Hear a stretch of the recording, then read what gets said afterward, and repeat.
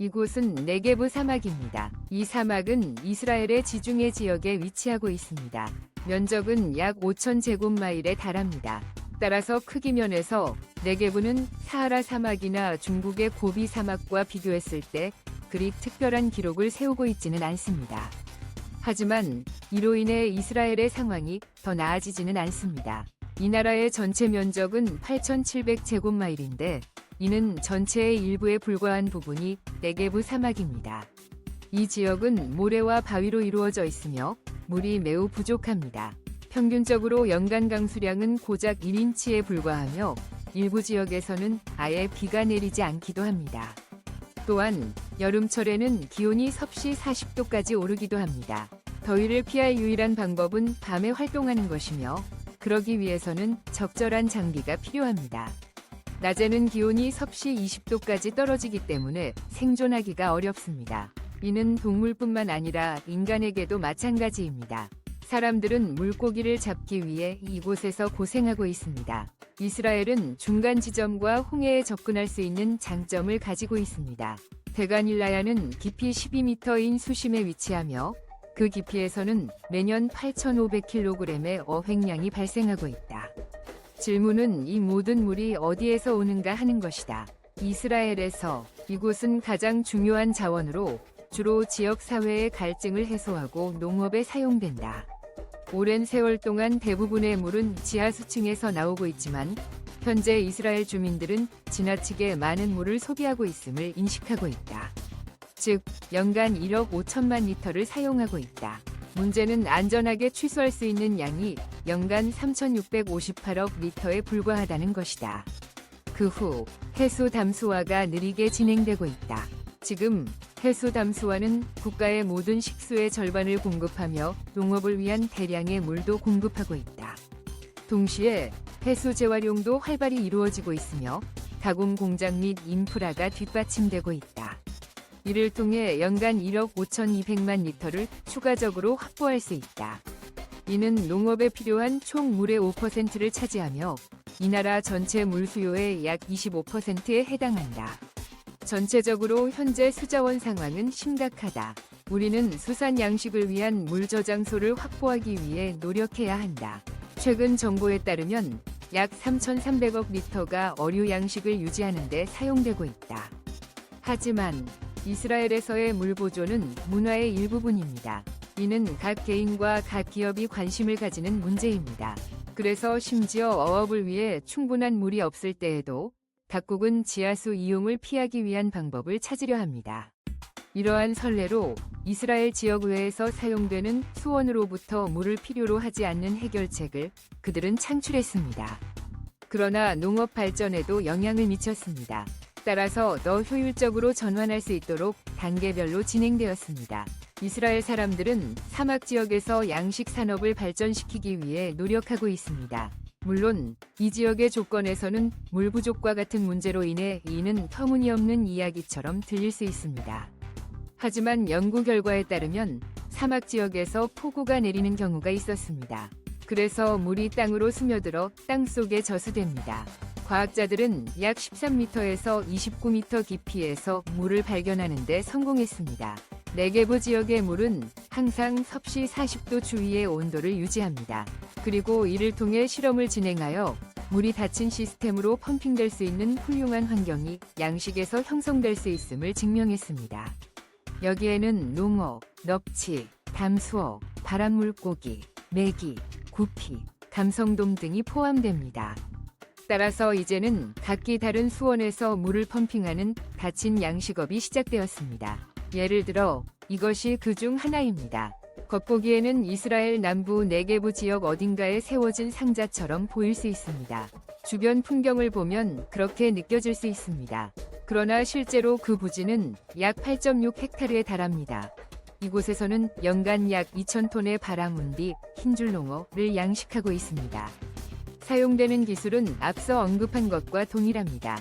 어떤 사람들은 네게브 사막 같은 곳에서 어류 양식을 한다는 것이 화학물질을 사용하는 것을 의미한다고 생각할 수 있습니다. 그러나 실상은 그렇지 않습니다. 적어도 이 농장을 운영하는 사람들은 그렇게 주장하고 있습니다. 바라문디는 호르몬, 오염물질, 항생제 등을 전혀 포함하지 않는다고 합니다.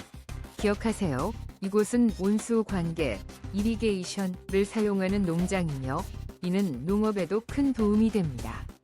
물고기들이 따뜻한 물에서 살아가는 동안 그들은 식물에 매우 유익한 대사산물, 메타볼리츠를 방출하게 됩니다.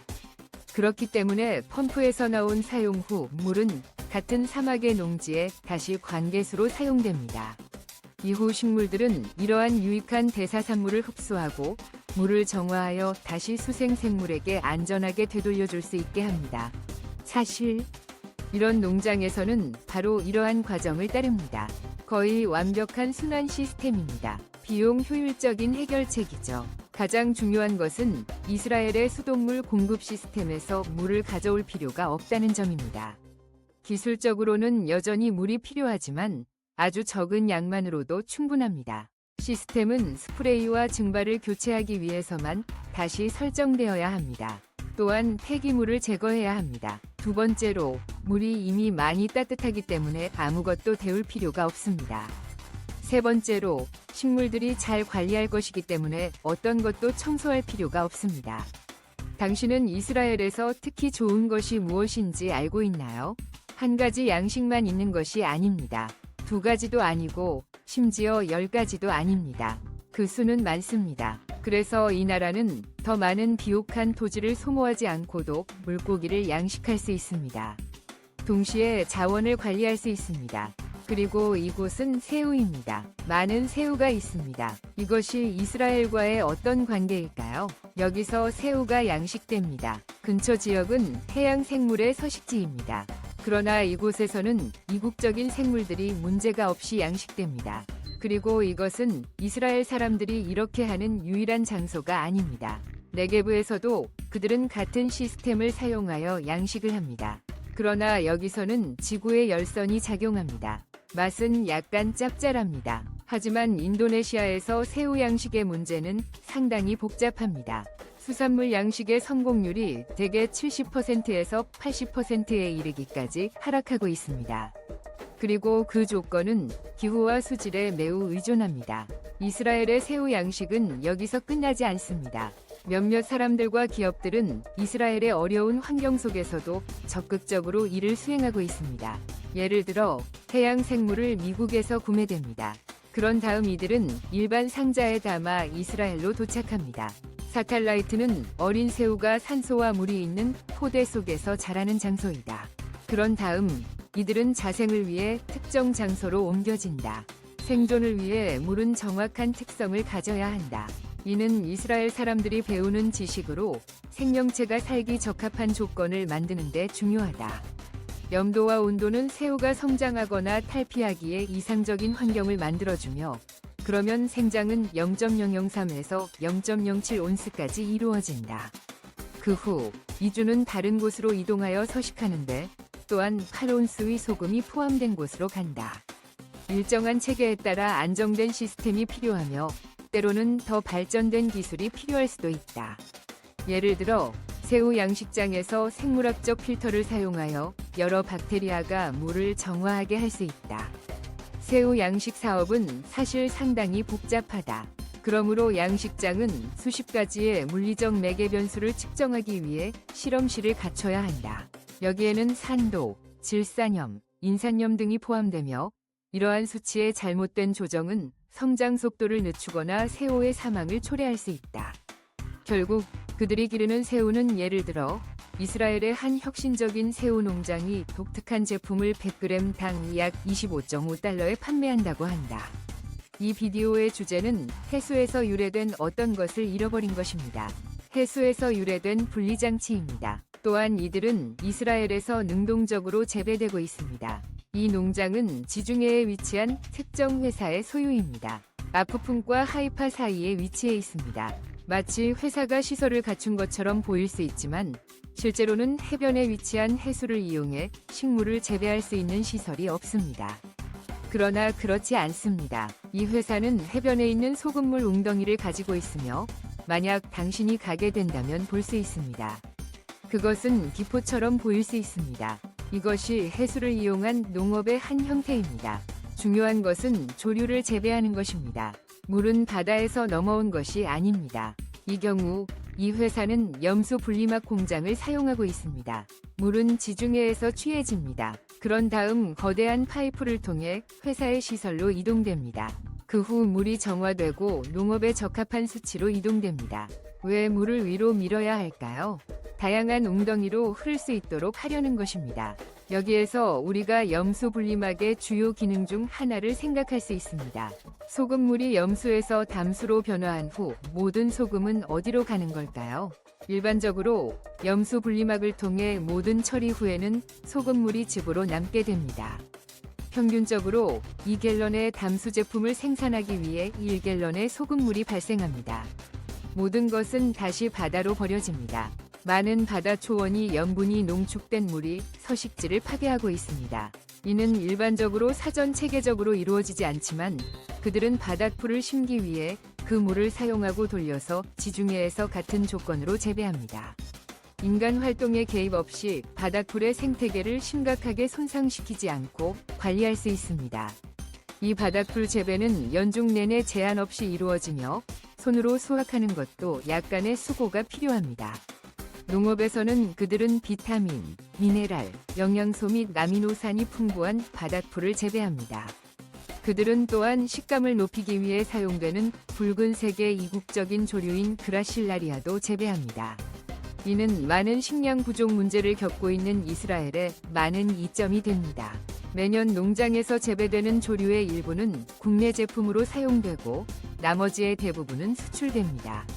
이러한 조류는 세계적으로 인기가 높아지고 있어 현재 그들은 이러한 사업을 통해 많은 수익을 올리고 있습니다.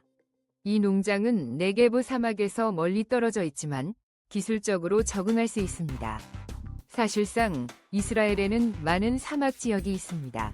당장은 해조류를 신속하게 처리하고 싶은 의도가 있으며 이들이 넓은 사용하지 않는 사막의 공간을 차지하고 싶어 한다. 유일한 문제는 파이프를 멀리 연결해야 한다는 점이다. 하지만 우리는 이스라엘에서는 이미 알고 있다. 이는 놀랄만한 일이 아니다. 이 지역에는 이미 잘 구축된 수원 네트워크가 존재한다. 이제 우리는 이스라엘의 가장 남쪽 지역으로 이동하고 있다. 여기에도 네게브 사막이 있다. 우리는 키부츠 카투라에 가고 있다. 이곳은 리조트 도시인 에일라트에서 약 3분의 1마일 떨어져 있다. 여기에서 당신은 태양광 패널이나 다른 시스템이 설치된 모습을 볼 수 있다. 그렇다고 해도 이것은 해조류이다. 그들은 또한 여기에서 해조류를 재배하고 있다. 만약 당신이 세심하게 살펴본다면 당신은 투명한 튜브 안에서 반점이 많고 녹색의 미세조류가 가득 차 있는 것을 발견할 수 있을 것이다. 사실 해조류와는 전혀 관련이 없다. 이 투명한 튜브에는 효모가 포함된 해조류가 포함되어 있다. 쉽게 말하자면 그냥 빨간 해조류에 불과하다. 이 시스템은 수조에서 일반적으로 해조류가 자라는 것과 비교할 때 주요 기능이 다른 순환 시스템이다. 우리가 육생식물에 대해 이야기할 때 확실히 일반적으로 이 과정은 물속에서 발생한다. 그래서 이 폐쇄형 시스템은 오염된 금속의 문제에서 소중한 빨간 해조류를 관리하는 완벽한 솔루션이다. 농업 창출자들도 완벽한 장소를 가지게 되었다. 이곳은 햇빛을 많이 받는 평온한 지역이며 어떠한 원단으로도 장식되지 않았습니다. 사람도 거의 없기 때문입니다. 오히려 이 지역의 농민들은 건강한 판단력을 가지고 있으며 용감하게 파티를 수행할 수 있습니다. 이곳의 자연에서 자생하는 풀은 보물과 같습니다. 그 잔재에는 자연에서 추출된 가장 높은 농도의 아스타잔틴이 포함되어 있으며 이는 4만 개의 조각당 1천만 개에 해당합니다. 이는 연어, 랍스터 및 기타 갑각류의 먹이를 제공합니다. 만약 여러분이 이들을 궁금해한다면 이들이 핑크색을 띠는 것은 아스타잔틴 때문입니다. 따라서 이곳은 아마도 자연 친화적인 상태일 것입니다. 이 물질은 이스라엘과 전 세계적으로 수산물 시장의 주요 원료로 사용됩니다. 상당히 인기가 있는 것 같습니다. 이 연구 결과는 아스타잔틴이 세계적으로 널리 가격이 비쌉니다. 하지만 이 피해는 지식과 생태계에 대한 이해가 부족하기 때문에 발생하는 것이며 이로 인해 알게 된 제품의 가치가 떨어질 수 있습니다. 현재 약 70%는 이러한 성분이 합성적으로 생산되고 있습니다. 화학 공장에서 당신이 아스타잔틴을 생산하기 위해 필요한 성분들을 찾을 수 있을 것입니다. 현재 당신이 보고 있는 세계에서는 원유에서 유래한 제품들이 부정적인 평가를 받고 있습니다. 따라서 라우트마라 풀의 재배는 글로벌 시장에서 주요 천연 섬유 제품을 공급하기 위한 유망한 방법입니다. 연구자들은 합성 섬유가 어류 사료로 사용될 수 있다고 말하고 있습니다. 그러나 이것이 인간의 건강에 아무런 이점을 제공하지는 않을 것입니다. 따라서 이는 이스라엘의 농업이 전 세계 소비자들 사이에서 인기를 끌고 있는 이유입니다. 이로 인해 그들은 기술을 빌려 다양한 시설을 개설하기로 결정했습니다. 농업생물학이나 수생식물 재배 방법에 대한 지식이 필요합니다. 이스라엘은 심지어 지구 생명체를 조작할 수 있는 초기술 국가가 될 수 있습니다. 그리고 그것은 정말로 가능할 것입니다. 이것은 네게브 사막의 모습입니다. 이 나라는 현재 화성의 조건을 시뮬레이션하기 위한 다양한 실험을 진행하고 있습니다. 따라서 네게브에서는 모든 것을 동시에 시험하고 있는 듯 보입니다. 사막은 모든 종류의 실험을 위한 장소입니다.